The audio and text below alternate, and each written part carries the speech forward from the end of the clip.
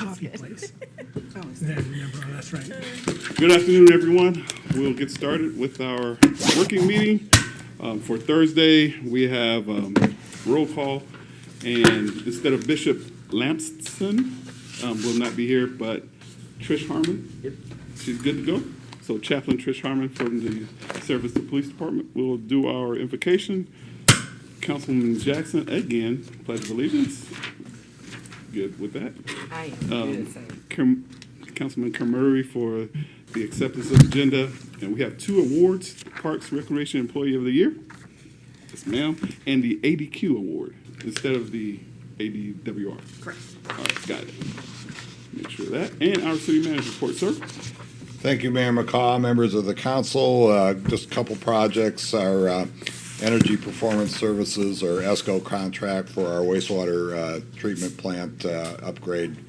The kickoff meeting is scheduled. It's going to be scheduled for July 30th, and the solar panels that we talked about earlier have been procured. Henry Jones Park Phase 1 construction is in progress, and completion is expected by August. And let's see. And then we're still wrestling with the FAA on our spaceport re-entry license. Launch on Demand is working with that, and I think we have a meeting with the congressman's staff tomorrow, and we'll try to get that addressed there to try to push FAA. And we need to do the same thing with the Corps of Engineers on the 200 acres. So we'll keep pushing on that as well. And some good news from Mr. Felix, which we don't get very often, but he has the numbers on our Arizona State Retirement System and Public Safety Retirement System unfunded liabilities.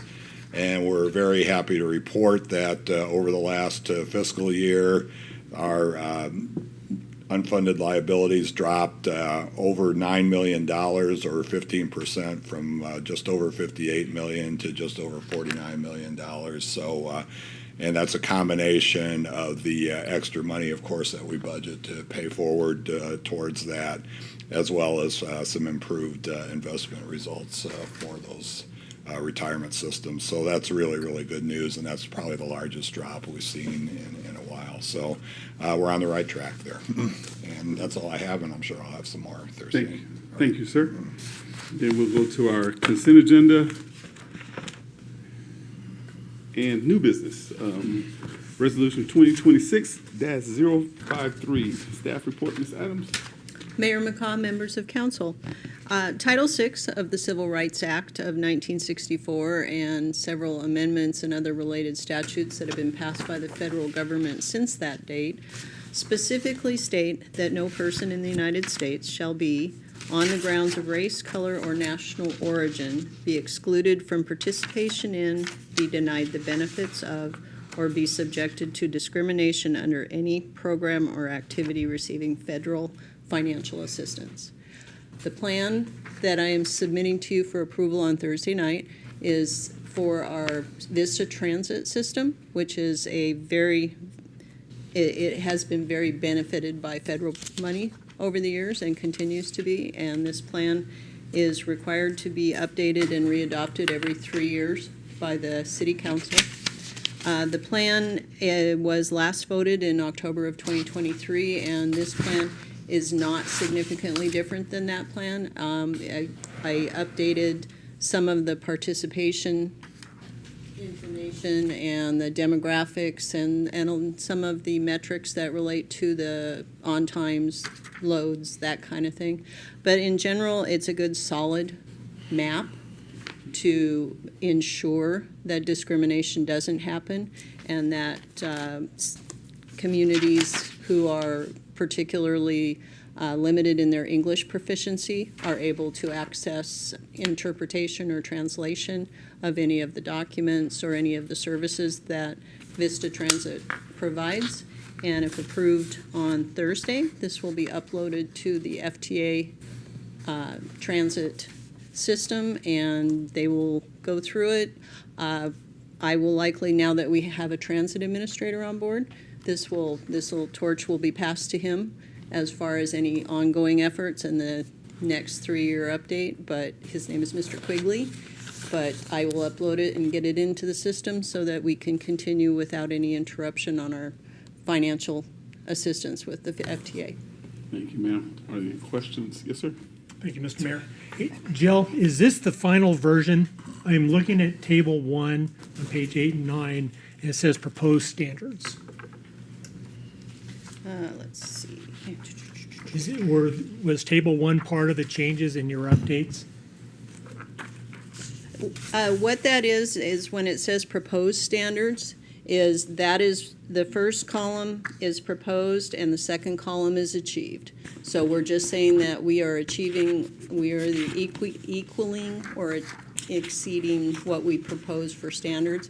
It's not a report on what we've done necessarily, but because we do have data on what we have achieved with the metrics, we do include those. But those are, we propose that our goal is to meet 90% of the on-time Right.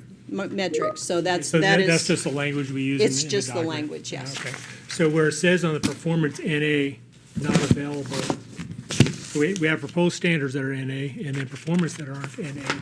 That's what made me think it was a draft. Yeah, no, these are just standard languages that are in some of the other plans. And when we move to the system that we have now, we don't necessarily have data to support those. And unfortunately with transit, sometimes staffing just to get the buses rolling has to take precedence over some of this type of activity.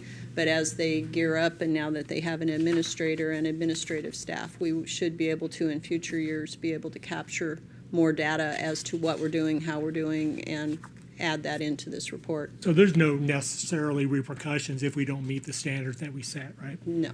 Okay. And then on page 14, it talks about citizen commissions are available to task. I presume that might be neighborhoods or disabilities commissions? Correct. That you They bring are this to? they are called out by name elsewhere in the document, but those were the two that I identified as possibilities for tasking that would relate to specifically the communities that are identified for the LEP, the language limited English proficiency communities, or any of the other communities of interest that we might want to reach out to. I know when they did the routing study, this wasn't a focus of it, but again, we were limited on what that study was there for. But as we're able to task a commission or add some administrative staff, we will be able to more fully develop this plan in the future, and I believe Mr. Quigley will do that. Okay, great. One more question. What is a subrecipient that we no longer have? We don't have subrecipients, Sharon, correct me if I'm wrong. It's when we have a contractor who's doing work for us or performing services for us, which we don't. We don't do that. And the only time that we might do that is if we had a contractor who built a facility, like when they built the transit center. But in our everyday operation, our buses, our fleet, it's all in-house. Okay, so if they did, then these would govern their Yes. contract, right? Yes, Okay. absolutely. Thank you, Mr. Mayor. Thank you, Thanks, sir. Jill. Any other questions, comments? Yeah. Yes, ma'am.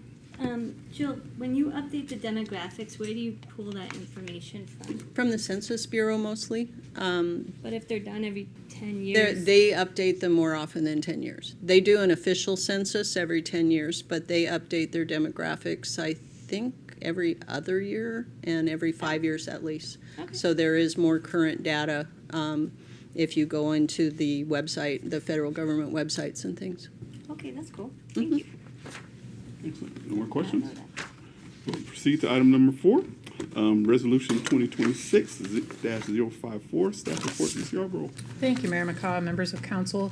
So back in 2023, the mayor and council at that time decided to amend the city attorney's contract on an annual basis consistent with the raise that other employees received that year, and has continued to do so every year since 2023.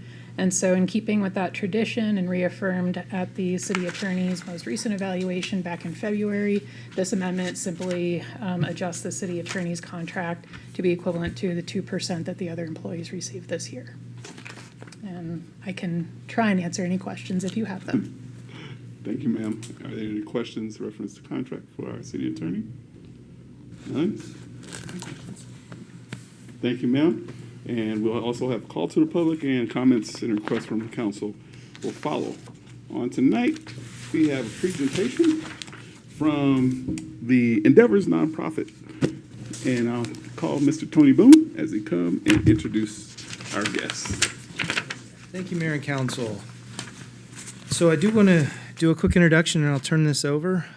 So Endeavors Nonprofit, we've been working for many months. I won't steal their thunder, but they're doing some unique work really with our first responders and their family members. And they wanted to have an opportunity to brief the council and really the community as they move in. We actually got to go up and see their facility with the chiefs several months back, so they're doing some pretty amazing work.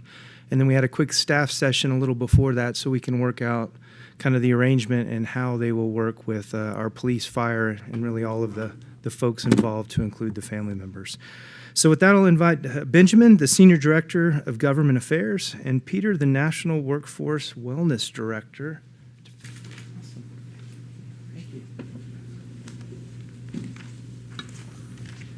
Good afternoon, Mayor and Council members. Thank you so much for allowing us to be here. My name is Ben Miranda. This is my partner, Mr. Peter Hawkins, and we want to take a little bit of your time to really introduce who we are as an organization. And once I do that introduction, I'll turn it over to Mr. Peter Hawkins so he can really talk about what we're going to be doing here in Sierra Vista to serve our first responders and our military veteran community as well. Again, we are Endeavors. We are a national nonprofit organization. And let me say this too, which is very important to us. We are a faith-based nonprofit organization that's headquartered in San Antonio, Texas, and we will be really celebrating our 57th year of serving communities across the United States. As I mentioned, we are in San Antonio, Texas. We were birthed out of a basement of a church. At a time where San Antonio saw a huge increase in their homeless population. And the pastor at that time of the Presbyterian Church, to his surprise, walking out of a church in a winter morning, he saw that a gentleman that was experiencing homelessness had perished at the front steps of the church. And the pastor had a choice to make. He had a choice to continue to serve inside the doors of the church or take his calling outside of the church. He chose both. He started this nonprofit along with 8 other nonprofits out of a basement of a church. And to this day, all these nonprofits are still operating. We've expanded to 48 states to include Puerto Rico in serving vulnerable communities. And we're very proud to say that we are embedded with a mission set that's core to what we do day in and day out. And that is, we're driven by faith to serve those in need. And I can honestly tell you, our organization was put on this earth to do 2 things: to love God and to love others unconditionally. Doesn't matter where you come from. It doesn't matter your background. We're here to serve. And that's what we want to come here to your community, to serve and to love and to really provide the services that our local first responders and their families need. And our vision is simple. It's serving others by changing lives. I always tell our partners that we're in the business of saving lives, marriages, and families. That's what we do. And we're very embedded by our core values, as you can see here, by accountability, integrity, care and compassion, teamwork, commitment to making a difference, and community involvement. And during the last couple of months that we've been working with Mr. Tony Boone, the police chief and the fire chief, I could tell you, all of you have opened up your arms to welcome us. And we're so excited to be able to be here in your community to serve those who serve. I won't spend a lot of time in these core competencies because Mr. Peter Hawkins will really talk about the program, but we do 4 things really well. We do mental health and wellness very well. We do case management very well, rapid response, and sheltering vulnerable populations. And we've been really embedded in serving across many communities. And we've already been serving here in Sierra Vista, whether we realize it or not. We have a grant by the Department of Labor with a grant called the Homeless Veteran Reintegration Program, where we help veterans that are unhoused and getting them back to the job market. We help them with job supportive services, resumes, getting them connected to services. So we already have a footprint here in your beautiful community, and now we're just expanding that by serving your first responder community. In 2025, just a quick impact report, we served over 60,000 Customs and Border Protection officers and their families. We are serving CBP officers out of the Tucson CBP sector. Our office is in Tucson, but it extends all the way down here to Cochise County. And what we're doing here in this project that we're initiating, we're also serving CBP officers that live in your community, to include local first responders. So we also are in the business of serving veterans. We serve thousands and thousands of veterans across the communities where we're at. And I could tell you that more than 140,000 individuals received vital care and support from us last year. And we're so excited that that number is going to increase now that we're going to increase our footprint here in Sierra Vista. We're here in your community specifically to help our military community, our veteran community, and your first responders and their families. And we're going to do that by providing an array of social services that Peter's going to talk to you here in a little bit. But we're here with a heart in a very specific mission, and that is to serve. And we're so happy to bring these services to your community. Now I want to go ahead and turn it over to my partner that will talk a little bit about what we're going to do specifically here in Sierra Vista to help your local first responders. Brother, over to you. Thank you, Ben. Thank you, Mayor, Council. Appreciate your time. It's an honor to be here and speak to you about this program. Just a quick history, kind of lace in what the program is all about. So in 2022, I was serving as the Border Patrol Chief at El Paso Sector. I had, obviously, we were leading the nation in migrant apprehensions, and my workforce was not in a very good place. Didn't matter what we did. We were, blasted by politicians. We were blasted by the media. We were blasted by the public. It was a very difficult life to live, right? No matter what we did. And Ben and our CEO, Chip, came from endeavors to talk to me. I had had a couple of suicides in the sector, and they said, hey, what can we do to help? Peter, we help veterans. 30% of your workforce is a veteran. We want to provide them with wellness services and help your community. This is great, but I think everybody here knows the bureaucracy of government. You guys got to compete for an RFP. We got to send this up to headquarters, and you guys have to compete. So I called headquarters, and they did. They put out an RFP. Endeavors competed for this RFP, and they won. They set up a proof of concept in El Paso. And in El Paso, we had over 2,000 Border Patrol agents, over 2,000 Customs Enforcement officers, and their families. Endeavors came down, and they set up an office. They rented a little office. They set up an office that had a clinician, a health coach, a fitness coach, and a wellness coach. And then they started bringing in acupuncture. They started bringing in massage therapy. They started bringing in chiropractic. And my workforce started going to this location. They liked it because it wasn't connected to us in terms of like data. They weren't reporting. Endeavors was not reporting back to the sector saying, hey, your employees are coming. Because in the law enforcement world, there's a stigma. If I go ask for help, I'm going to get put on the rubber gun squad. They're going to take my gun and badge away, and they're not going to let me do my job because I have a mental health issue. There's a stigma in law enforcement. Getting people to come in and get the services and the help is absolutely critical, and breaking that stigma is even more critical. So my employees started going to this. Their family started going to us.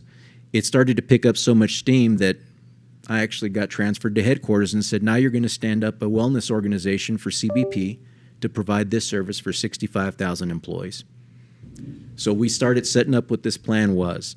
And since then, I've now retired because it was time to move on. But this is a calling for me because there's a couple of things in this world that I think a lot of people don't quite understand. In the law enforcement world, I didn't know how to go home and be a dad. I knew how to go home and be a chief. My kids didn't respond to that, and neither did my wife. I had forgotten what my normal stress level was because I'd gotten so used to running on high stress all the time and everybody pointing a finger telling me how to do things better.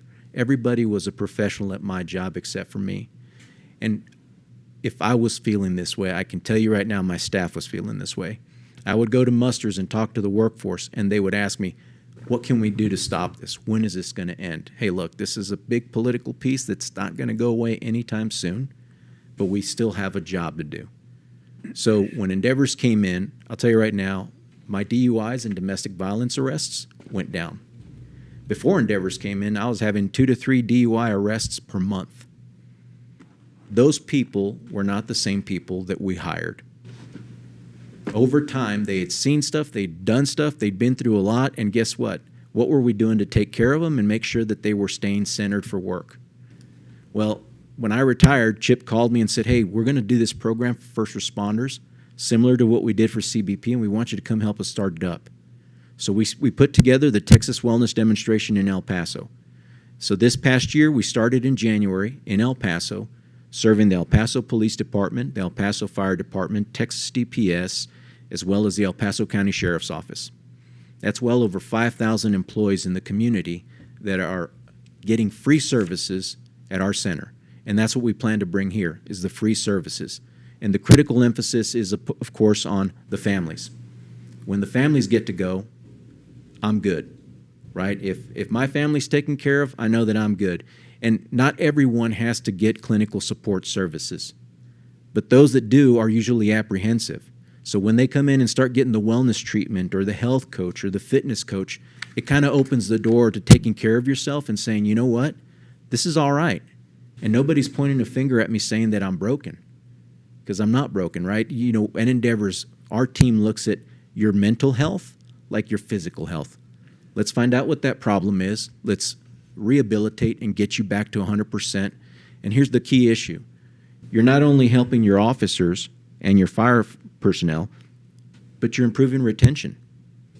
It's a lot cheaper to keep your employees than it is to hire, recruit, and train new ones, right? And that's an important piece when you're looking at the human capital piece. How can I keep my vested veterans, and how can I keep them performing at a top peak condition? Here's another thing. El Paso is a city of 750,000 people. What I tell my team is every time you engage with a first responder, you are improving their connection with the community when they go out and engage. Because I've been there when I've been pissed off at work and dealing with the public, and I've seen the difference from when I'm centered and doing what I'm supposed to be doing and feeling good about myself. Right? This program works, and as Ben pointed out, I think the key emphasis here, it's free. There's no stigma, and it doesn't come back on the employee. You know, they can go in there and get their wellness services, their family can do it, the caregivers can do it, you know, taking care of our veteran community as well. In El Paso, the numbers started off really slow, but I'll tell you right now, last month, we saw over 600 unique clients in 1 month. That's a team of 7 people. We want to take that model and implement that model here and make sure that we take care of your workforce as well. Now with that, I'll answer any questions. Questions? Yes, sir? Thank you, Mr. Mayor. Okay, so the demographic we're looking for is, or looking at, or at least in your experience, has been Customs Border Protection, Border Patrol, and you want to expand that out to all of our first responders. Are you in partnership with, so Canyon Vista recently stood up a first responder focused wraparound behavioral health services. So are you working with them, competing with them? How's that? So we have not reached out to Canyon Vista. We've reached out to Boulder Crest. And I'll tell you right now, and this is what we said this earlier, we're not here to take anybody's game. We're here to enhance and complement each other. Because I think it's a whole government approach, right? You know, we're not here to make money. We're here to help. And so however we can be flexible to manipulate our services to fit in, that's what we're looking to do. What's Boulder Crest? Boulder Crest is inpatient treatment for Inpatient substance and treatment. alcohol abuse. Yeah. Is that local? It's local. It's more in the Sonora area, Oh, okay. but they do treat local here. So like if we're seeing a client and the client clearly has a substance abuse issue, we don't do inpatient treatment, but we could easily say, hey, we recommend you discuss with Boulder Crest. We could use our network to connect with them and help that follow-on treatment. Sir, one of the ways that we see ourselves, as Peter mentioned, is we see ourselves as a force multiplier. We want to be able to collaborate with all the community partners that serve this community. As you can see, here's our wellness model. It's not only mental health services that we'll be providing. We're going to be focused on the mind and body, financial strength, purpose and growth, connection, the spirituality. Because if someone wants to go talk to a chaplain or a pastor or a rabbi or a priest, we will connect that individual for those services. So we're also a connector. We will take care of the mental health in the wellness component, but we are partnering. For example, today we had a meeting with a local credit union that has agreed to be our financial literacy partner. One of the top 3 stressors for first responders in the military community is finances. So we want to be able to ensure that we have a partner that can provide financial literacy. So if they're talking to our health coach, our nutritionist, our wellness coach, but that individual, that client also mentions that they also are looking to plan for the future because their kids are getting ready to go to college or they're getting ready for retirement, we will connect them with that financial partner to provide the free financial literacy. So it's a whole entire wellness model to be able to ensure that we tailor our services to the need of the individual. It's not prescriptive. A client, a first responder, or a family member will not walk in through our doors, and we're not the ones that are going to be telling them what they need. We will assess their needs, and then we will provide an array of like a menu. Do you want to start with chiropractor services? And we're hiring locally. Daniel back here. Daniel, you want to raise your hand? She's going to be our program manager. She's from your local community. She plays here. She spends here. Her family's here. So you have a local face that will be the program manager leading this whole entire team as we launch this effort in August. So I wanted to take time to show this wellness model because this wellness model is proven. We've had universities come along with us to study this analysis and this model, and we provide data and we provide specifics and quality of life indicators to potential funders so they can come along with us and provide these services at no cost in communities like we're doing here in Sierra Vista. Are you progressing to have a mobile unit that would reach out to Cochise County? You know, that is a great, so we've started with one. And right now that mobile wellness unit is really specific for our CVP community. And they go from El Paso, Texas, all the way to San Diego, California. So yes, we that is part of our growth strategy to be able to bring more of a wellness capability. So our wellness coaches, our wellness chair, our yoga instructors can go to remote areas where our officers and first responders are living to have that capability, sir. Oh, that's amazing. Yes. Okay. Any more questions? Yes, sir. So, sorry. So part of the services you're providing is homeless services. What's the scope in this area of homeless veterans and homeless, I presume homeless former first responders? So I don't have the latest point in time count in my mind, but there is a pretty large population of veterans that are unhoused here in Cochise County. So we have two federally funded programs here in Sierra Vista. One that we operate through the Department of Labor, and that's the Homeless Veteran Reintegration Program. And then you have another local partner, that's not us, another local partner that manages the SSVF program that's funded by the VA, and that's supportive services for veterans and families.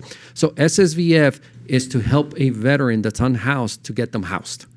So there's funding that the federal government provides from the VA to help that veteran with the down payment, through through getting them through all the process to get them housed, and then SSVF can provide funding for up to 6 to 12 months. Where our program collaborates with SSVF, which is funded by the Department of Labor, where we collaborate with that SSVF partner, that if that veteran needs to get connected to the job market, needs a new resume, needs interviewing schools, interviewing techniques, or just needs to brushing up on their life skills and work skills, we can help through that program. That program is embedded in the Warrior Center. The SSVF program and the Homeless Veteran Reintegration Program is at the Warrior Center.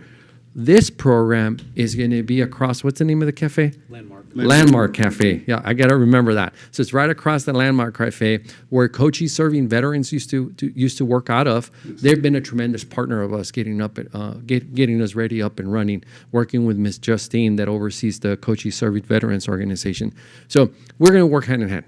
So the homeless prevention programs, homeless veteran reintegration programs, all these mental health and wellness programs for our military connected community and for our first responders, it just goes hand in hand, and with a lot of other local providers as well. So we're not hiring chiropractors and we're not hiring massage therapists. What we're doing is we're contracting your local providers already. So we're going to be providing business to them so they could serve your first responders. And first responders don't have to have a doctor's note or a referral. It's a walk-in basis. More questions? comments? Sir? So I see some first responder presence back here. Is this why you guys are here in support of the program? Okay, thanks.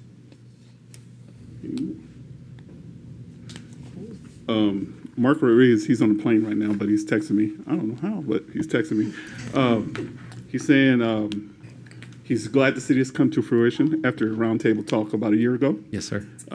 With now former coaches serving veterans. We know Justin Ducati very, very well. And the building which housed the Endeavors organization. He's a veteran himself. He's a husband of a veteran and the father of an active duty Marine and former volunteer firefighter. And he knows exactly how important this services will enhance our community. As a former armor officer, intel officer, I understand totally. Coming back from 4 deployments, not having the services available, think I'm going out of my mind, want to shoot myself in the head. Hey, thank you for what you do. Thank you. And thank you for opening up your doors to this wonderful community. We will have a soft opening at the end of August, which all of you will have an invitation, but we will have a groundbreaking ceremony sometime in the fall, which you will also receive the information. And I will finish with this, and it's just a quote that our CEO, Mr. Chip Fulgham, who is also a veteran, wanted me to make sure that I shared this with you. Endeavors is honored to be able to serve in Sierra Vista and Cochise County. It's a privilege for us to provide support to its first responders, active duty service members, veterans and their families who sacrifice so much for us each day. Our wellness center, which is your wellness center, will make a difference in the lives of so many, and we look forward to serving alongside other community partners.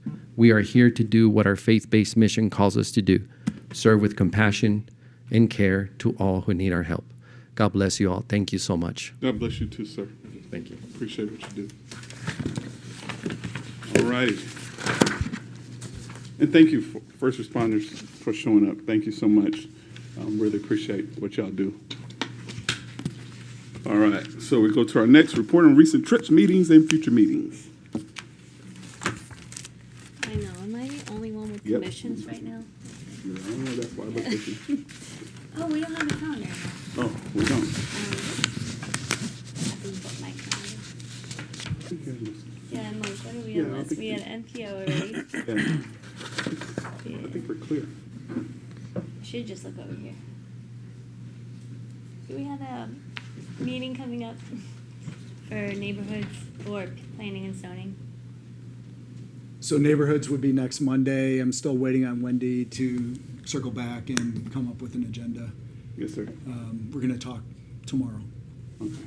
And speaking of neighborhoods, I think everyone on the commission by now has heard about the news of your mom passing, and we're gonna greatly miss her.